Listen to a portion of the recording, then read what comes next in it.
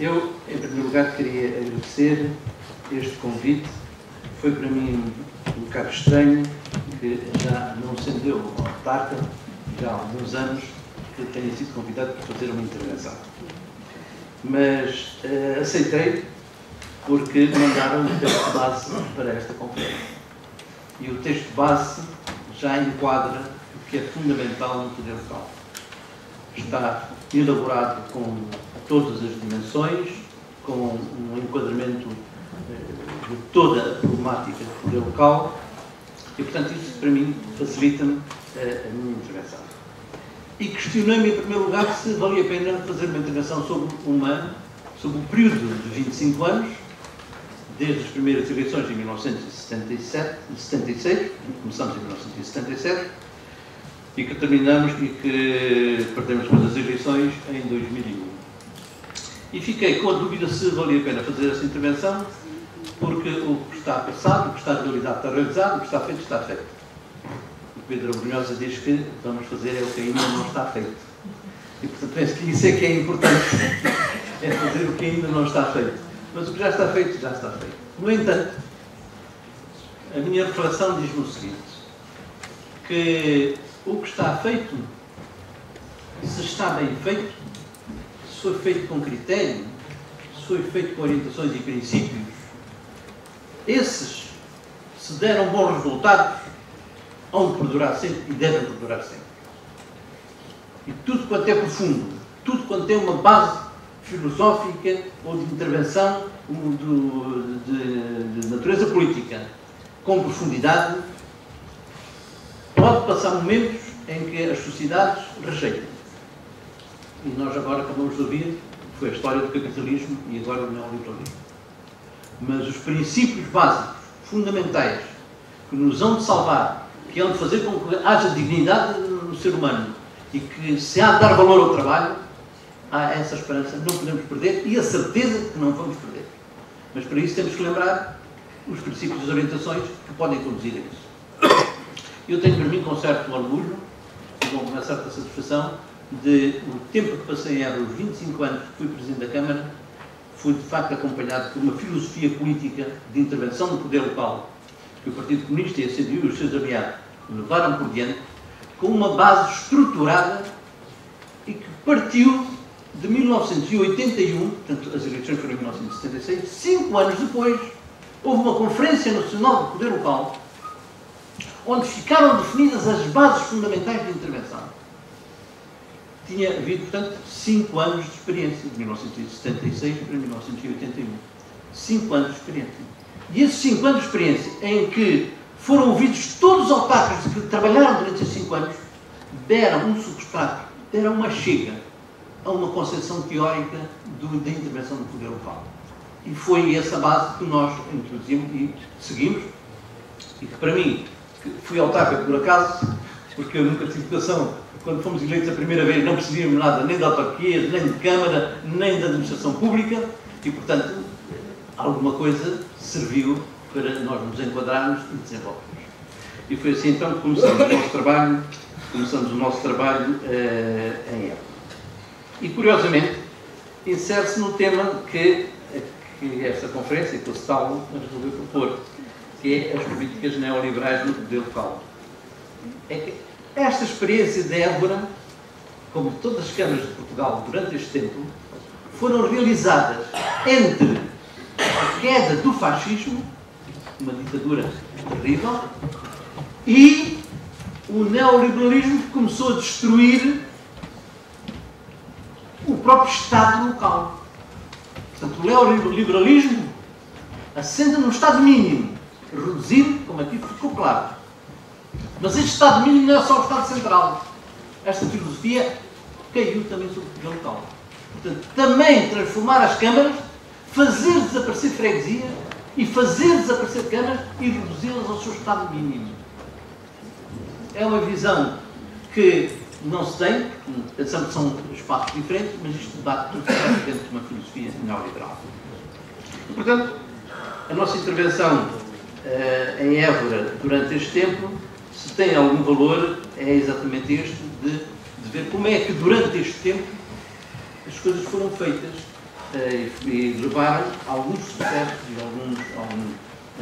alguns valores que vale a pena recordar. Para vos situar, sem vos demorar muito tempo, vale a pena dizer como é que Évora estava constituída, como é que era a estrutura de Évora, na altura em que se deu o 25 de Abril e que nós fomos eleitos. A estrutura urbanística de Évora. Ora, Évora para já tinha na altura e ainda continua a ter um grande valor no imaginário dos portugueses e de todo o mundo. Porque Évora tem um centro histórico com 2000 anos de presença viva dos romanos. Foi uma grande cidade romana. Ainda lá temos o templo, ainda lá temos uma estrada romana dentro do centro histórico, ainda lá temos algumas marcas romanas. Para além de ter sido uma cidade com esta dimensão, tem todos uns arredores com uma riqueza megalítica imensa em termos do país e do mundo, porque desde o Crónico dos Almendres, a Anta Grande de Sambujeiro, há imensos vestígios do megalitismo. Portanto, estou a falar de 6.000, 7.000, 8.000 anos antes de Cristo. Tudo isso à volta da cidade histórica de Évora.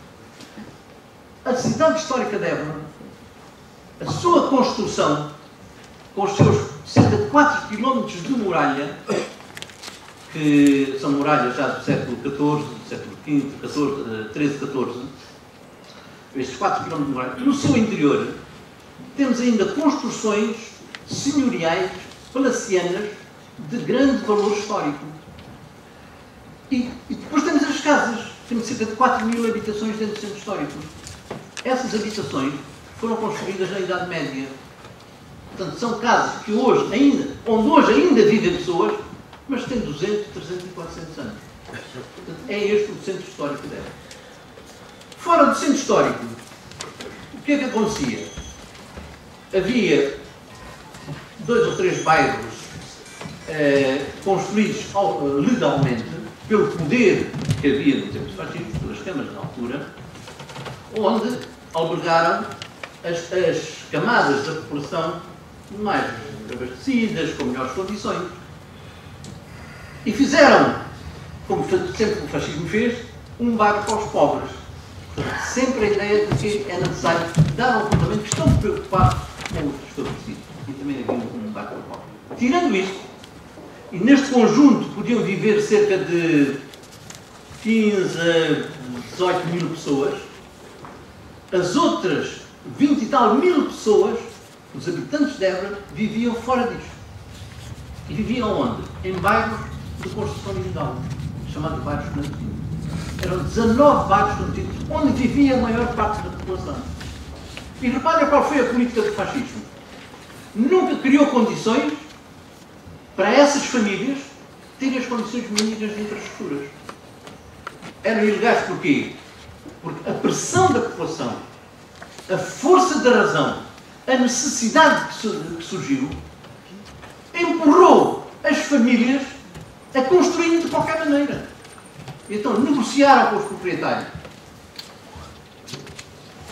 compraram o terreno, os proprietários viram uma forma de ganhar dinheiro e então ratearam no papel, uma coisa qualquer, fizeram os seus quadradinhos, os vários lotes, venderam por preços baixos, mas esses proprietários, que eram a maior parte da zona de propriedade, não iriam ganhar de outra forma, resolveram fazer e as pessoas conseguiram ganhar.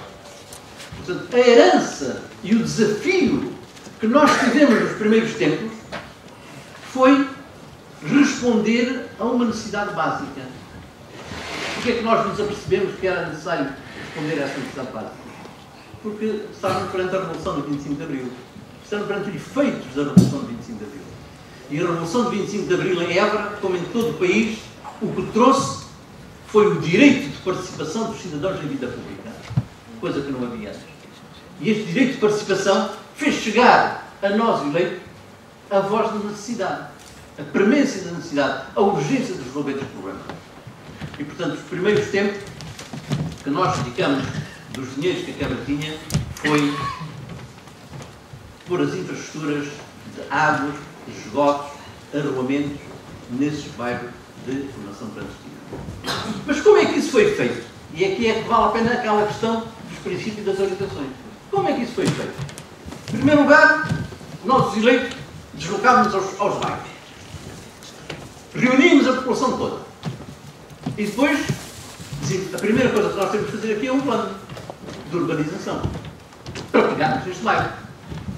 E, portanto, as pessoas começaram logo a participar, a dar as suas opiniões sobre onde é que queriam que fossem as ruas, as outras ruas, onde é que queriam que fosse construída a igreja, onde é que queriam que fosse construído o jardim de infância, onde é que queriam que fosse construído os campos de futebol e os campos desportivos. Portanto, essas decisões nasceram dos próprios moradores que foram dizendo: nós queremos aqui, isto fica bem assim, isto fica bem assim. E os arquitetos contratados pela Câmara e os arquitetos da própria Câmara, o que fizeram foi assumir todas essas opiniões e elaborar um plano político. Portanto, foi feito um plano com base na participação dos cidadãos. Seguiu-se a execução, resolver os problemas das infraestruturas, pôr as águas e os esgotos, fazer os arruamentos. E as próprias populações que participaram, que fizeram o plano, que disseram o que queriam, e que a Câmara depois estava a ir ao encontro para resolver os problemas, naturalmente foi facílimo obter as maiores colaborações de todas as pessoas. E esta colaboração e esta participação da maior parte da população de Évora a resolver os seus próprios problemas e a ficarem satisfeitos que os problemas estavam a ser resolvidos, o que é que criou? Criou um enlace entre os eleitos, a população e os trabalhadores da Câmara. Porque os trabalhadores da Câmara, neste processo, participavam como os eleitos em tudo, nas discussões, na presença, e depois eram os elos de ligação. Esses moradores, quando iam ter a Câmara, iam ter com os trabalhadores da Câmara. E os trabalhadores da Câmara já sabiam que tinha sido resolvido assim e que as coisas estavam concebidas e que todos caminhamos para o mesmo sentido. Isso gerou uma grande confiança da população, da maior parte da população, na política, nos eleitos, e que foi, de facto, um substrato importantíssimo da nossa vida. Mas Évora não era, como vos disse, não era só os bairros e esta população. Tínhamos o centro histórico. O centro histórico de Évora, com os valores que tinha, e com os senhores do centro histórico, porque os latifundiários, os proprietários, não saíram de Évora, não deixaram de ter as suas casas, tinham lá os seus patrimónios. E nós entendemos que a cidade histórica de Évora, pelo seu valor histórico, tínhamos que encontrar todas as formas de valorizar. É um testemunho da nossa história. Todo o passado dos povos que passaram por aquela zona. Desde os romanos, depois foram os visigodos, depois foram os árabes, e depois vieram finalmente os portugueses no século XII. Portanto, toda essa história e todos os seus vestígios ali deixados deviam merecer uma atenção por parte da Câmara. E até vos vamos contar um fenómeno curiosíssimo que acontece e que nunca mais uma pessoa se pode esquecer. Quando estávamos a começar a pensar na recuperação e na valorização do centro histórico de Évora, houve uma iniciativa de bairro, um modelo de recuperação. A televisão, o jornalista fez-me esta pergunta: então a Câmara dá assim muita importância ao centro histórico de Évora? E eu respondi: dá, porque é muitíssimo importante o seu valor histórico e tal, e portanto nós estamos empenhados em recuperar o centro histórico de Évora.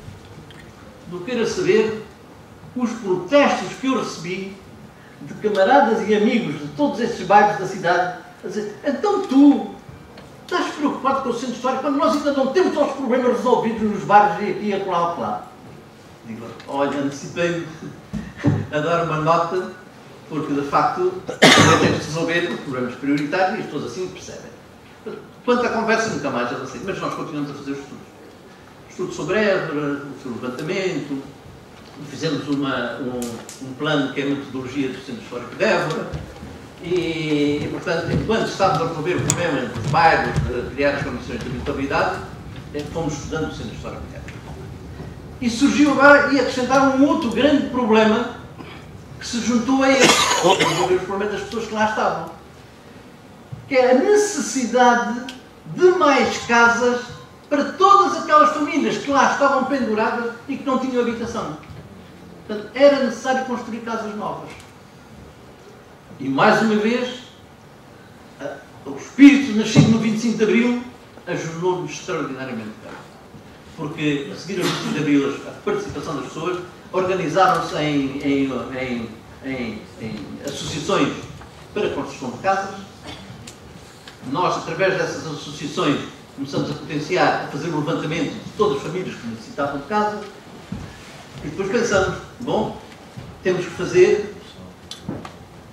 arranjar terrenos para a construção da habitação. E onde é que havíamos arranjar terrenos? Por um lado, novas zonas de expansão. E aqui vou já introduzir um elemento que hoje ainda é uma grande marca da cidade de Évora.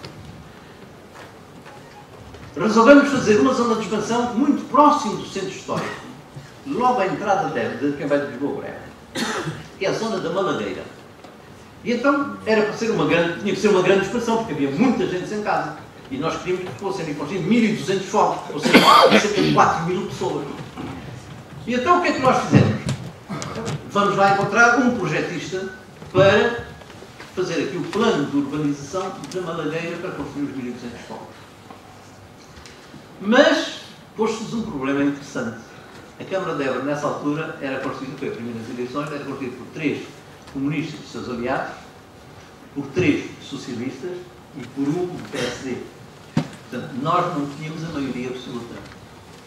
E então, isto para vos contar como é que procuramos resolver o problema de encontrar um arquiteto para assumir o projeto da Malagueira. Tivemos a sorte e a felicidade de termos entre nós, a nossa equipa dos comunistas e dos aliados, tínhamos um arquiteto, que é o arquiteto Jorge Silva, que ainda é vivo e é um arquiteto aqui da nossa cidade, desse país. E o arquiteto Jorge Silva percebia muito mais do que todos nós não tínhamos experiência nenhuma, ele veio com a ideia de que nós devíamos arranjar um bom arquiteto para assumir este projeto. E dizia ele porquê? Porque a cidade de Évora foi denegrida, foi atacada por ter deixado de construir as tais famílias mais avantajadas, próximo da cidade histórica, como se construía em qualquer outra parte. Sem qualidade, sem condições nenhuma. Eram construídos de qualquer maneira, os empreiteiros construídos de qualquer maneira, sem nenhuma preocupação com uma cidade que impunha respeito. O centro histórico deve por aquilo, pela herança, pelo valor, pela própria beleza da cidade, impunha um respeito por esses valores. E portanto não se devia construir de qualquer maneira. Isto torna-se um problema. Então escolher um arquiteto que tomasse em consideração o valor histórico da cidade de Évora. Isto é um conceito muito vago, como devem calcular. Então, como é que agora vamos dizer a um arquiteto, nós, os eleitos, vamos dizer a um arquiteto, agora queremos uma zona de expansão com qualidade. Só fomos capazes de dizer isto. Queremos um projeto de qualidade. E o arquiteto Jorge Silva disse, olha, há um arquiteto aí que é capaz de aceitar isto, que é o arquiteto Cisa Vieira. Eu lá no Porto, é um bom arquiteto, se calhar ele aceita. A Câmara não se entendeu. Porque os socialistas diziam, o quê? Então nós fizemos o 25 de Abril, agora queremos abertura, vamos entregar um projeto a um arquiteto individualmente? Não, só por concurso público. Não, senhor, nós não aceitamos concurso público. E dizia o arquiteto Jorge Silva com muita razão. Então, se fizermos um concurso público, vêm aqui os arquitetos todos, uma quantidade de arquitetos estão aí, para um concurso, e nós aí vamos conseguir descobrir a qualidade da pessoa que tenha no seu currículo um valor que nos pode servir como defesa da entrega do projeto. Bom, foi uma noite inteira naquela altura, no Castilho de Silveira, eram noites inteiras a discutir até as 4, 5 da manhã, mas depois chegou-se à conclusão, com o currículo, com aquilo tudo, todos, sim senhor, olha, aceitamos que se convide o arquiteto Cisa Vieira a vir fazer o projeto. Foi-se ao Porto, ele aceitou e fez o projeto da Malagueira. Como sabem, o arquiteto Cisa Vieira é hoje um dos maiores arquitetos do mundo. E aquela obra da Malagueira, quando ele a concebeu em 1977, ele concebeu aquele bairro de 1.200 fogos, todos só com 2 pisos, em construção evolutiva, habitações sociais, para permitir que as populações mais carenciadas que precisavam de casa pudessem ter acesso às casas, e concebeu todas as infraestruturas funcionando aéreamente. Ou seja, a água, eletricidade, telefone, gás, televisão, naquele bairro da Malagueira que está construído, entra tudo por cima. Vem tudo por galerias aéreas. Só os esgotos é que têm que ser mesmo enterrados. E essa galeria, na visão de Cisa Vieira, era uma galeria que vai desde o cimo do bairro até cá abaixo. É uma transposição das velhas arcadas da cidade de Évora, onde por baixo da arcada passam os peões e por baixo daquela galeria passaram os peões. Portanto, foi uma transposição. Por outro lado, era a imagem do velho aqueduto que entrava no centro histórico de Évora, que também deixa aquela figura. Portanto, ele não foi por acaso que quis fazer uma viagem de avião durante muito tempo por toda a cidade para apanhar todos estes traços e desenhar um bairro moderno na altura, mas que tivesse em conta o centro histórico de Évora. Procurei dar em linhas muito gerais em que é que ele se baseou e fez esse bairro. Esse bairro tem tido uma projeção muito grande, arquitetos de todo o mundo continuam a visitar hoje Évora. Ele ainda não está acabado, mas de facto é um grande valor. Portanto, esta foi uma das zonas de expansão, já estão construídos 4.200 povos. Tivemos uma outra área importante para criar casas para as famílias carenciadas. Foi nas tais zonas, nos tais bairros clandestinos. Esses bairros clandestinos, que eram isolados no espaço fora das muralhas, para além de ter as infraestruturas, deviam expandir-se, porque já lá viviam pessoas e já começava a ter equipamento, e portanto nós tínhamos que fazer a expansão desses bairros. E gostava muito de vos dar este apontamento que parece tão simples, mas que resultou, e até do ponto de vista financeiro. A Câmara precisava de comprar os terrenos, nesses bairros, fora destes bairros. Não tinha dinheiro para comprar os terrenos. E então fez esta proposta aos proprietários. Olha, meus amigos, o amigo tem aqui um terreno, nós estamos a pensar que aí pode ser urbanizado. Vamos supor que o seu terreno dá para construir aí uns 100 lotes. O valor dele, agora, como não se pode construir nada, o valor dele é o valor rural e, portanto, pode ter um valor de, vamos pôr uma hipótese, de 2.000 euros. E a Câmara dizia, olha, nós vamos urbanizar o seu terreno com 100 lotes e você vai ficar com 10 e 90 vão ficar para a Câmara. Está a ver? Diziam logo assim, o quê? Então eu que sou proprietário vou ficar com 10 lotes e a Câmara vai ficar com 90 lotes. Então vamos lá fazer as contas. Então nós vamos infraestruturar, vamos pôr as águas, os esgotos, os arruamentos e tal, os espaços verdes, o jardim, e mais isso, e mais espaço para a igreja, e mais não sei o quê. Vamos lá fazer as contas. Quanto fica um metro quadrado? Agora multiplique lá pelos 10 lotes que você vai ficar. Você fica com muito mais dinheiro. E aceitaram. E a expansão de todos os bairros foi feita com este negócio. E foi feito porquê? Porque os proprietários ficaram com os 10 lotes. Quando o bairro ficou urbanizado e vendido, e depois começou a haver procura exterior, eles acabaram por vender esses lotes por valores muito superiores àqueles que havia e de facto ficaram satisfeitos. Portanto, nem sequer houve qualquer problema e a Câmara resolveu um problema profundo, que é criar condições de habitabilidade sem ter dinheiro para ter avançado. Porque o terreno era vendido às famílias pelo preço de acordo com o rendimento da família. As famílias com rendimentos mais baixos pagavam menos, pelo mesmo lote. E pagavam, porque tinham condições para pagar, mas isso e pagavam. E a Câmara recebeu esse dinheiro, serviu para apoiar as infraestruturas, depois veio os financiamentos bancários, e a Câmara foi assim desenvolvendo e os bairros se desenvolveram. Portanto, Évora cresceu e desenvolveu, criou as condições de habilidade para toda a população com estas duas grandes vias. Agora vale a pena aqui realçar aquela questão que eu gostava de pôr de valorizar os princípios e as orientações. Ora, isto foi feito e os problemas eram tantos que punha-se esta questão. Uns vinham com coisinhas pequenas, era a rua, era os esgotos, era a luz, era o lixo, eram aqueles milhentos problemas que nos caíam em cima todos os dias, de toda a gente. Porque como havia liberdade e havia acesso, e o Presidente da Câmara, e os vereadores, e os serviços, estavam todos disponíveis, caíam-nos milhentos de problemas. E nós pensamos, damos a mão à cabeça e dissemos assim, mas então como é que a gente agora dá ordem a isto?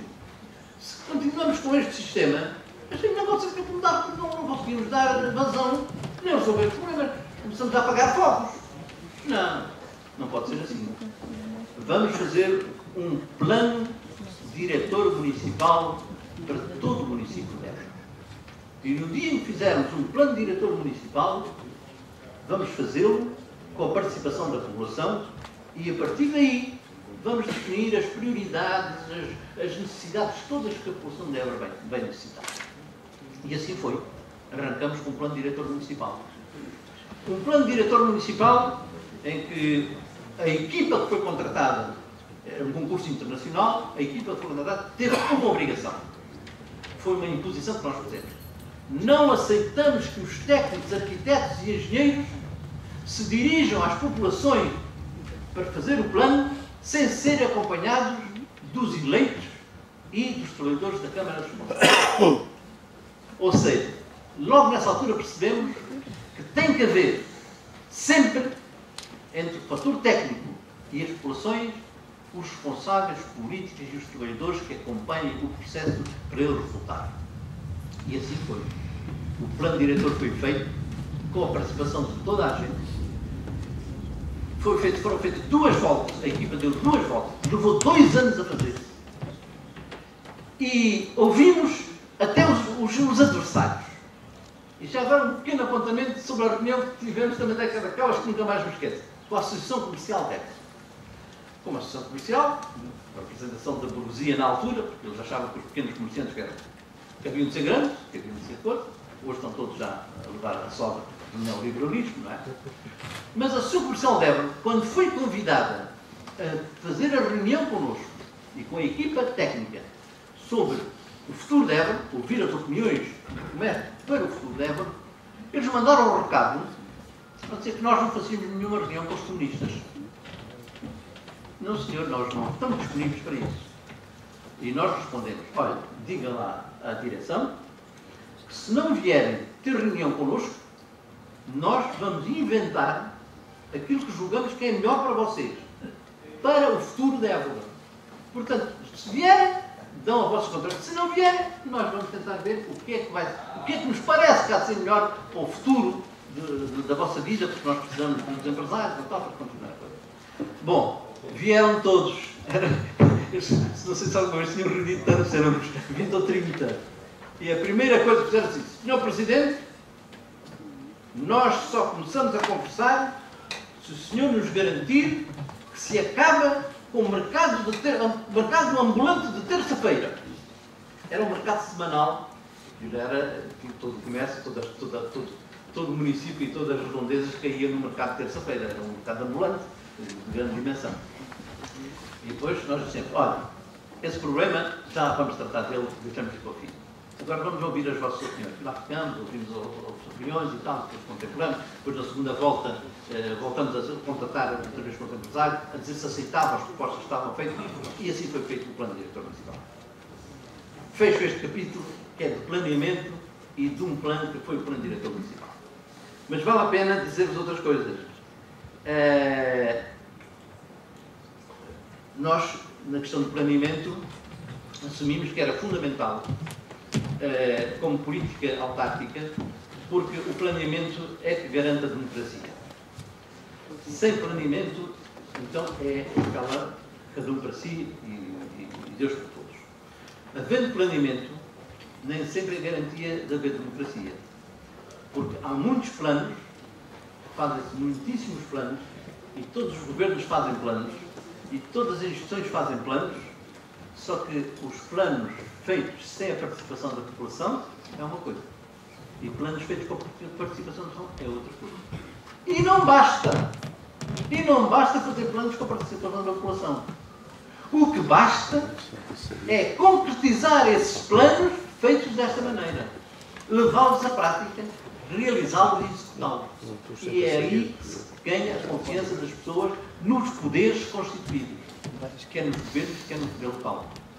E nós ganhamos imensa confiança da população de Évora, dos trabalhadores, das populações todas da terra, como ganhamos da própria burguesia e dos próprios latifundiários que tinham as suas casas no centro histórico de Évora e que tinham força e tinham poder. Passaram-nos a respeitar, porque o que ficou no plano, ficou decidido, que interessava para o futuro de Évora, estava a ser cumprido, estava a ser respeitado, e eles próprios começaram a verificar que, afinal de contas, aqueles comunistas da Câmara são cumpridores de um plano que foi feito com objetivos públicos. E a definição dos objetivos é decisivo para qualquer município e como é para o país. E qual foi o grande objetivo da cidade de Évora para o seu desenvolvimento? Foi, mais uma vez, foi o que resultou das condições naturais de Évora. Évora tinha o tal centro histórico, de grande valor patrimonial. Évora tinha agentes do Alentejo.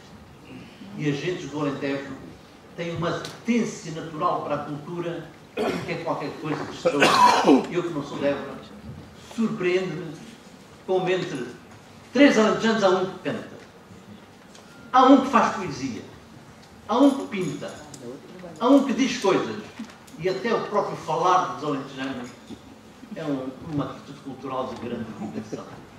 O alentejano fala com sentimento, não fala por falar. Todos estes valores eram valores culturais, naturais. E depois o Alentejo tinha e tem uma grande riqueza na gastronomia. Tem uma cozinha que é de qualquer coisa de extraordinário. Tem vinhos, tem uma qualidade, tem vinhos de excepcionais qualidades para se juntar à gastronomia. Portanto, o que é que daqui tudo resultava? Isto parece tudo simples e foi o que nós constatamos. Um património, uma gente e uma vontade de potenciar tudo quanto nós tínhamos para a riqueza e para o desenvolvimento de Évora, deu que o grande objetivo, o grande motor do desenvolvimento de Évora devia ser a vida cultural, o valor cultural de Évora. E fomos beneficiados extraordinariamente, e isso também resulta de uma condição natural, de um grande homem que se chamou Túlio Espanca, um homem que começou como barbeiro, que depois passou para o posto de turismo como paquete, e depois começou a escrever coisas sobre história, e acabou por fazer o inventário do património artístico do distrito de Évora, do distrito de Beja e do distrito de Porto Alegre. Este homem autodidata, natural de Évora, já é sobrinho da Flor Bela Espanca, este homem de uma envergadura extraordinária, um homem de uma simplicidade, de uma abertura de contacto e de convívio, emanava dele, irradiava todo um valor cultural e dava, digamos, uma força muito grande a todos a pensar assim, um homem deste, nascido e crescido aqui, atingiu esta dimensão. Era o único português que a Academia Superior das Belas Artes considerou como um par da Academia. O único que não tinha licenciatura. Portanto, este homem deixou-nos esse património. Este património ajudou-nos a potenciar tudo isto. E então assumimos como uma das grandes vertentes do desenvolvimento de Évora devia ser a vertente cultural. O próprio Parque Industrial de Évora chama-se Parque Industrial e Tecnológico, porque não devia ser, nós herdamos do fascismo, e pensamos que o Parque Industrial de Évora não devia ser um amontoado de construções e de qualquer maneira, devia ter qualidade. E quem visitou Évora, quem visitou o Parque Industrial e pode lá ir visitar, está a ver como é um parque industrial de qualidade, bem estruturado, com vias largas, com espaço. A própria universidade tem lá o seu espaço. E desenvolveu-se dentro desta linha de que o projeto cultural devia também atingir a própria indústria. A indústria ligada às atividades culturais. A cidade era atrativa para investigadores, para estudiosos, para pessoas que têm uma vertente de grande profundidade de pensamento e do trabalho e em matéria científica. E, portanto, esta concepção foi, de facto, a grande força e o grande valor que foi incutido, que se desenvolveu, ligado a uma vertente do dia-a-dia, que é do turismo cultural. O facto de Évora ter muitos turistas de todo o mundo, para além de serem atraídos pelo valor histórico, também são atraídos pelo valor cultural da cidade. Portanto, Évora foi crescendo, foi ganhando esta dimensão, foi ganhando esta expansão.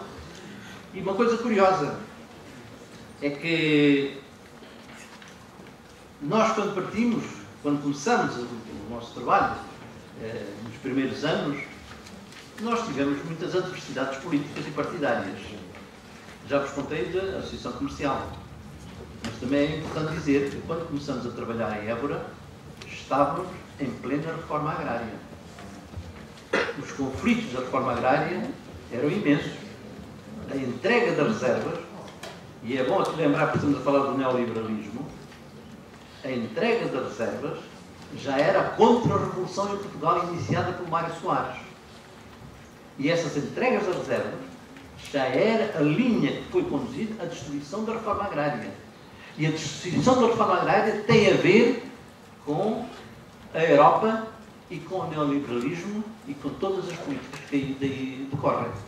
E, portanto, a razão da destruição da reforma agrária, uma das conquistas dos trabalhadores que deu frutos evidentes, quando tínhamos a reforma agrária, tínhamos o mercado da reforma agrária, toda a gente de Évora, até a própria burguesia, ia comprar os produtos da reforma agrária. Eram produtos bons, produzidos na terra, com qualidade e por preços baixíssimos. E, portanto, destruíram. Nós, voltando à questão do ambiente político que nós tínhamos, era um ambiente em que a burguesia, os senhores e os poderes que estavam constituídos eram-nos adversos, não nos podiam ver. Tivemos situações muito complicadas, porque próprios trabalhadores da Câmara, nós fomos eleitos em 1976, tomamos posse em 1977, e quando eu entrei pela primeira vez no gabinete do Presidente da Câmara, recebi um abaixo-assinado dos trabalhadores da Câmara a dizer que não aceitavam que fossem os comunistas a gerir a Câmara Municipal de Évora. Isto foram os próprios trabalhadores, que eram os trabalhadores que vinham de fascismo. Portanto, nós, o que é que fizemos? Discutimos o nosso problema, o que é que devemos fazer? Olha, não fazemos nada. Fica guardado este abaixo-assinado, vamos trabalhar. Entraram depois muitos trabalhadores, antigamente os trabalhadores eram um número reduzido, entraram muito mais trabalhadores para esta nova dinâmica, entraram muitos técnicos necessários para depois organizar e dar corpo a cada uma das várias áreas dos novos serviços que a Câmara teve que lançar. E então, com os novos trabalhadores, com esta dinâmica de envolvimento de os eleitos, os chefes de serviço e os trabalhadores, sobre tudo e sobre todas as coisas, reuníamos e discutíamos em conjunto para resolver os problemas. Pouco tempo depois já não sabíamos que eram os trabalhadores que estavam com o fascismo ou não estavam com o fascismo. Muitos daqueles que assinaram já eram colaboradores, já davam maior atenção, eram exemplares como trabalho. As mesmas pessoas. Isto para nós é uma lição extraordinariamente importante de como muita gente que não tem em conta a sua condição de classe são levados por outras razões, por outros motivos e por outro ambiente, e que quando integrados, quando chamados, quando envolvidos, acabam por cair na sua classe e perceber onde é que estão e o mundo que nos rodeia e de que lado é que devem estar. Portanto, isso para nós foi muitíssimo importante. Tivemos um outro exemplo, foi a Fundação Eugênio de Almeida, que hoje tem um grande peso em Évora. É uma fundação que recuperou os terrenos da reforma agrária, que tem um património muito grande, é uma instituição muito rica e que tinha como conceito de administração várias entidades e tinha também a Câmara Municipal de Évora. A certa altura, por volta de 1980, a Câmara de Évora foi eliminada do Conselho de Administração. Nem demos por isso. Quando vimos no Diário da República, a Câmara de Évora tinha sido eliminada do Conselho de Administração da Fundação Eugênio de Almeida. Não demos nenhum.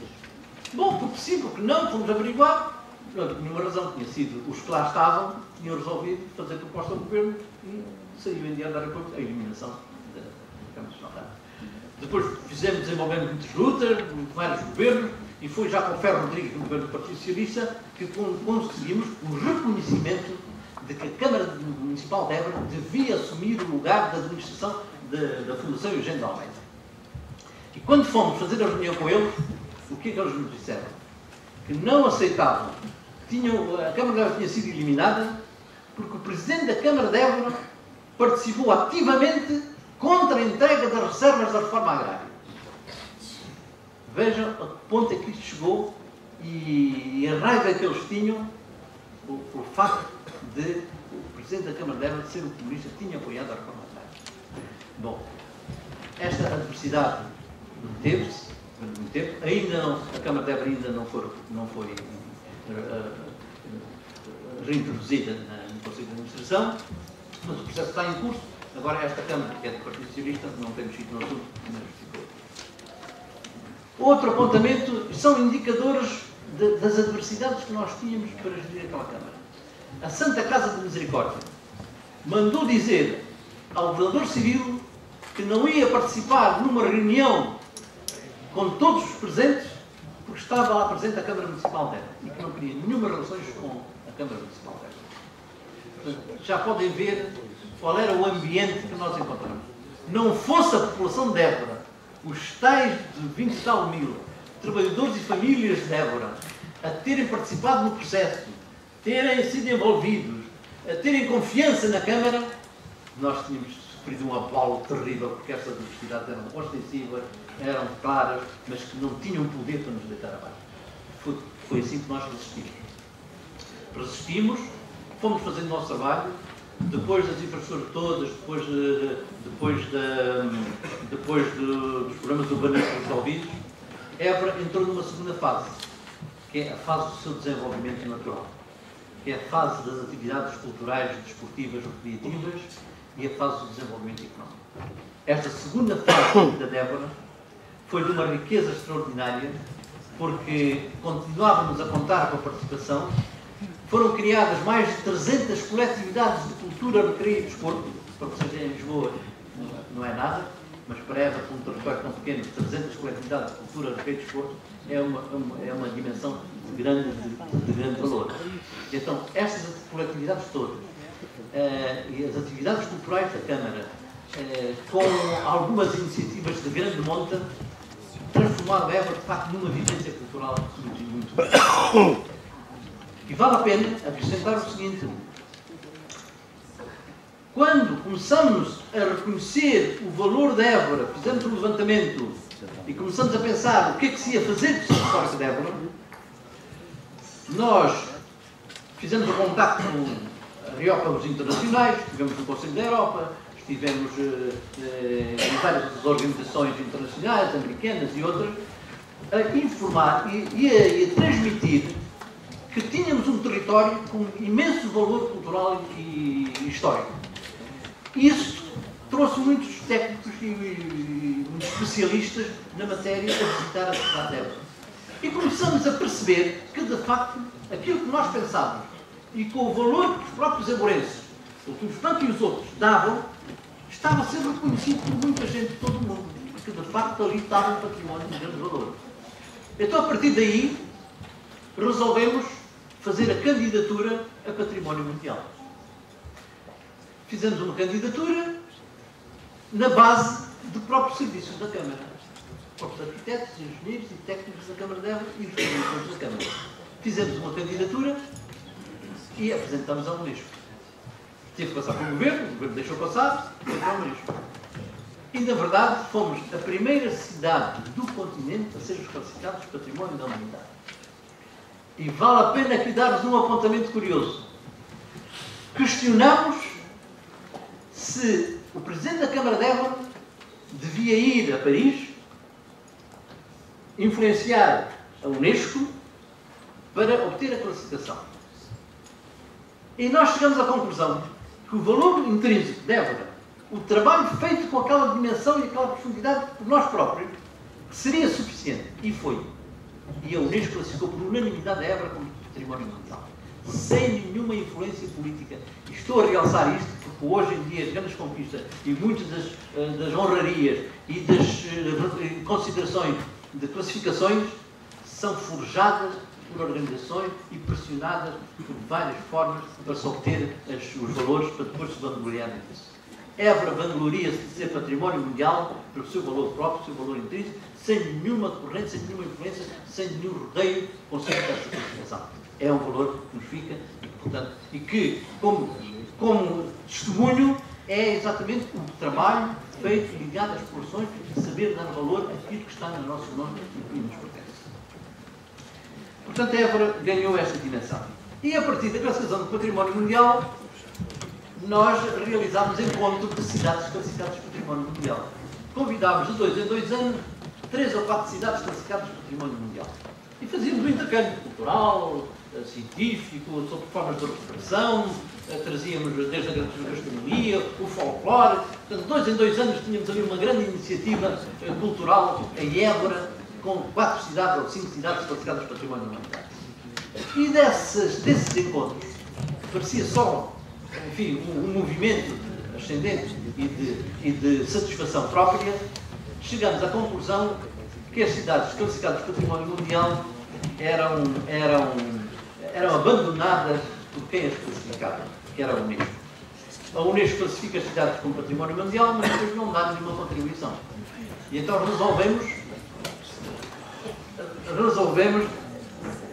tem mais contribuições. Então eu sou rápido, porque já sou mais importante. Então, vale a pena dar este apontamento. Dessas reuniões, resultou uma proposta que foi feita à Unesco de se criar uma associação de cidades de todo o mundo classificadas de património da humanidade. A Unesco respondeu-nos assim: vai haver um encontro em Ottawa, no Canadá, e é a altura de vocês apresentarem esta proposta. Assim foi. Lá fui eu, com a minha linha, chegar ali, apresentar a proposta para que todas as cidades do mundo se criassem a associação. A proposta foi aprovada por unanimidade, foi considerada proposta da Câmara Municipal de Évora, foi criada a Organização das Cidades Património Mundial em 1991.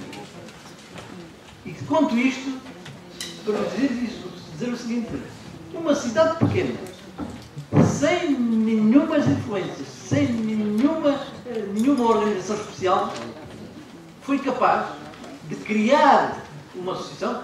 É verdade, foi pela ideia que depois a Unesco abarcou e levou por diante. Criou-se uma organização de cidade património mundial e o presidente ficou presidente da Ottawa e nós ficamos como vice-presidente dessa organização, que ainda perdura e agora o próximo encontro vai ser mais. Portanto, estou-vos a dar já exemplos de desenvolvimento da cidade de Évora, que ganhou esta dimensão cultural, e para fechar, só vos digo o seguinte: porque é que nos orgulhamos de ser uma cidade com valores importantes que devem ser destacados.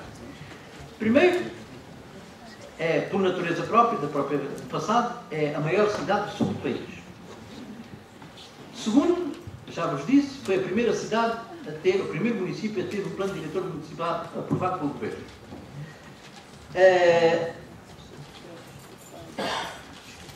Por outro lado, Évora lançou a Organização da Cidade Património Mundial. E Évora foi classificada em 2002, e nós fizemos as eleições em 2001. Em 2002, o Jornal Expresso fez um inquérito a todas as cidades de Portugal e Évora foi considerada, por todos aqueles itens que estava bem especificado, um trabalho sendo feito com certa justeza e com certa qualidade, Évora foi classificada a cidade com a melhor qualidade de vida do país. Em 2002, também não é por acaso, tínhamos perdido as eleições em 2001. Mas não fica dúvidas para ninguém que esta cidade tinha melhor qualidade de vida, não foi construída em 2002. E pronto, meus caros amigos, eu fico por aqui. Quero-vos dizer o seguinte: nos últimos anos, quando Évora traçou o seu futuro de desenvolvimento, assumiu que Évora devia ser um polo de dinamização cultural de todo o sul do país, apanhando também a zona de Badajoz, devia ser de facto um polo regional, devia construir os grandes equipamentos para satisfazer toda uma região, porque tinha condições para isso, e estávamos já na fase mais aguda do avanço do neoliberalismo, na diminuição dos municípios, na perda de condições de apoios para desenvolver os projetos. E assim foi. Évora deixou de ter os apoios, já nos últimos tempos o governo do Partido Socialista do Engenho de Terra, os ministros foram exímios em fazer promessas de tudo isto, construir o grande parque, o parque de atividades económicas, construir o estádio municipal e construir as grandes vias rodoviárias e ferroviárias que Évora precisava para ser de facto um polo regional. Tudo isto foi prometido durante todo o mandato do Engenho de Terra. Todos os ministros, incluindo o Mariano Gago, que tinham um projeto como sim senhor, a Elisa Ferreira era ministra do Desenvolvimento, sim senhor, o Parque Industrial, e todos eles, o Vieira da Silva era ministro das Obras Públicas, sim senhor, é necessário fazer a variante que está nas coisas. Boicotaram tudo, estava na fase do neoliberalismo, estava na fase em que o Partido Socialista queria apanhar o barco, pensando que o neoliberalismo também lhes ia facilitar, e hoje estamos todos no buraco, nós e também os partidos que fizeram isto e que são responsáveis, e que hoje vêm dizer mundos e fundos, mas eles são responsáveis por terem caminhado isto dos Estados Unidos. Mas Évora lá está viva e está à espera que nas próximas eleições se possa recuperar muitos destes princípios e orientações que foram feitas. O que está feito, está feito. O que falta fazer é que virá com os mesmos princípios de novas orientações.